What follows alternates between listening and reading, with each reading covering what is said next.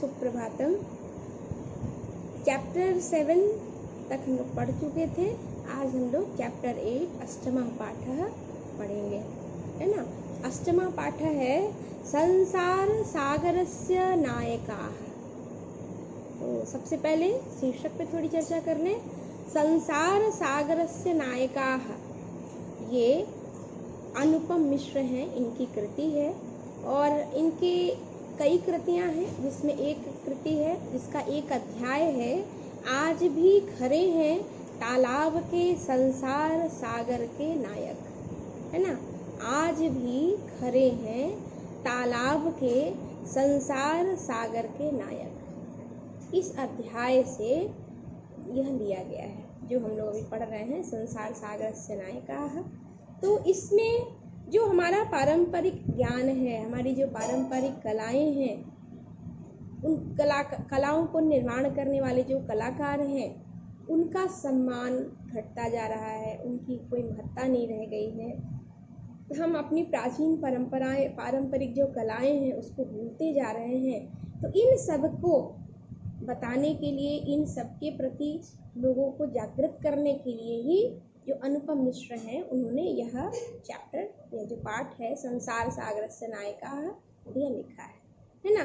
इसमें जो संसार सागर शब्द आया है, यह पूरे दुनिया में जितने भी तालाब, नदी, जितने सागर हैं, सभी संसार सागर का मतलब यह है जो भी जलाशय, जैसे नदी है, तालाब है, बावड़ी है, कुआं है, जो भी जितने मानव निर्मित, जैसे समुद्र है जो ईश्वर प्रदत्त है वह नहीं, जो मानव निर्मित है ना। क्योंकि यह संसार सागरस्य नायकाः, यानी दुनिया के जितने भी संसार सागर हैं, संसार सागर यानी सागर मतलब यहाँ समुद्र नहीं है, समुद्र नहीं, यहाँ है मानव निर्मित, मानव निर्मित संसार सागर, यानी जितने भी तालाब हैं, नदियाँ हैं, बावड़ी है, तो इन सब के लिए आया है। और इन सब के नायक यानी इन सब का निर्माण करने वाले कौन हैं, तो वो हैं गजधर। आज तो यह नाम नहीं सुनने को मिलता, आगे हम लोग इस चैप्टर में पढ़ेंगे कि आज भी राजस्थान में यह गजधर शब्द सुनने को मिलता है। लेकिन पहले ये जो सागर हैं, नदियां हैं, तालाब हैं, इन सब का निर्माण जो मनुष्य कराते थे कि सबको पानी की व्यवस्था उपलब्ध हो जाए, सबको पानी मिल जाए, तो इसके लिए जो निर्माण करते थे, उन निर्माण करने वालों के लिए ही गजधर शब्द प्रयुक्त होता था। और अब है कि बहुत सारे शब्द हैं, तो निर्माण करने वालों के लिए गजधर शब्द ही क्यों प्रयुक्त होता था।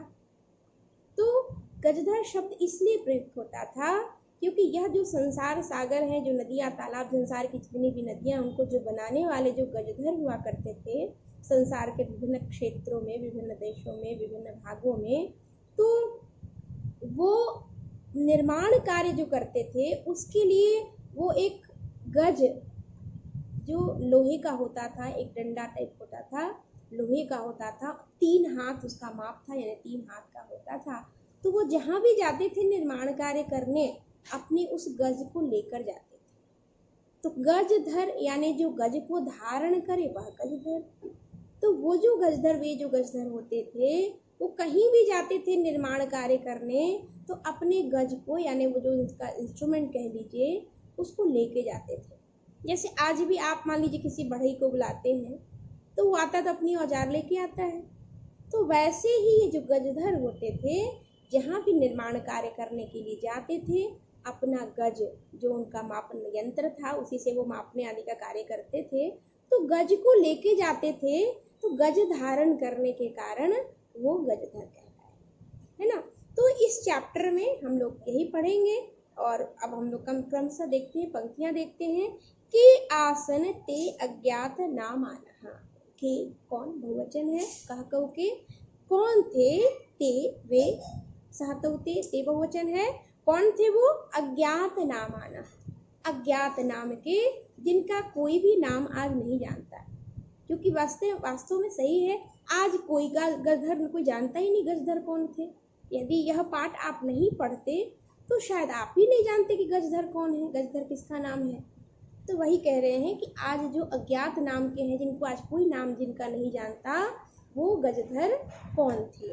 शतशः सहस्रशः तडागाः सहस्रैव शून्यात् न प्रकटीभूताः। लेकिन जो कह रहे शतशः यानी सैकड़ों, सहस्रशः, सहस्र माने हजार होता है, सहस्रशः मीन्स हजारों, और तडागा तालाब। आप पूरी दुनिया में घूम लीजिए, पूरे भारतवर्ष में घूम लीजिए, आपको सब जगह सैकड़ों नदियाँ तालाब दिख जाएंगे। तो कभी सोचा ये कहाँ से आए? कभी ना कभी तो इनका निर्माण हुआ होगा। आज आपको घर बैठे हर चीज तरह से पानी उपलब्ध हो जाता है, मोटर चल रहा है, पानी मिल जाता है। पहले पानी के लिए इन नदी तालाब पर ही सब लोग निर्भर रहते थे। हर तरह के जिस प्रकार का भी यूज हो, किसी भी तरह का पानी, कपड़े धोना हो, पीना हो, खाना बनाना, भोजन बनाना हो, कोई भी कार्य करना हो, तो नदी तालाब से ही पानी लेके लोग काम करते थे, है ना। तो वही कह रहे हैं कि ये जो सैकड़ों हजारों तालाब नदियाँ जो सब जगह दिखता है, वो कहाँ से आए? सहसैव, अचानक ही, शून्यात, शून्य से, न प्रगटीभूता, अचानक शून्य से वो उत्पन्न नहीं हो गए। इमे एव तडागा, यही जो तालाब हैं, अत्र संसार सागरा इति, ये जो तालाब हैं उनको ही यहाँ संसार सागर कहा गया है।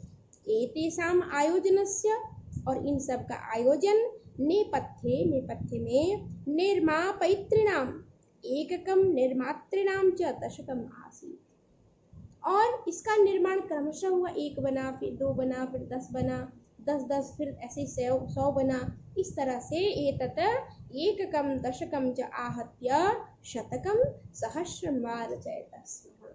जब निर्माण कार्य हो रहा था, पहले एक बना होगा, एक एक करके 10 बन गया, 10 करके फिर 100 हो गया, 100 करके फिर 1000 बना। तो इस तरह से क्रमशः इनका निर्माण हुआ है। परम, लेकिन विगतेषु 200 वर्षेषु, लेकिन विगत यानी पिछले 200 वर्षेषु, 200 वर्षों से, नूतन पद्धत्याः समाजे न यत किंचित पठितम, लेकिन अभी क्या है कि 200 वर्षों से नूतन पद्धति से, नवीन पद्धति से समाज में जो कुछ पढ़ा गया है, पठितेन तेन समाजेन, और आजकल का जो पठित समाज है, पहले जो गजधर होते थे बहुत पढ़े लिखे नहीं होते थे, लेकिन उनका निर्माण कार्य बहुत अच्छा होता था। लेकिन आज का जो समाज है 200 वर्षों से पढ़ रहे हैं, इंजीनियरिंग पढ़ रहे हैं, और भी तरह तरह की पढ़ाई पढ़ के फिर वो निर्माण कार्य कर रहे हैं। तो कह रहे कि आज के पठितेन तेन समाजेन, आज के इस पठित समाज के द्वारा, एककम दशकम सहस्रकंच इत्येतानि शून्य एव परिवर्तितानि।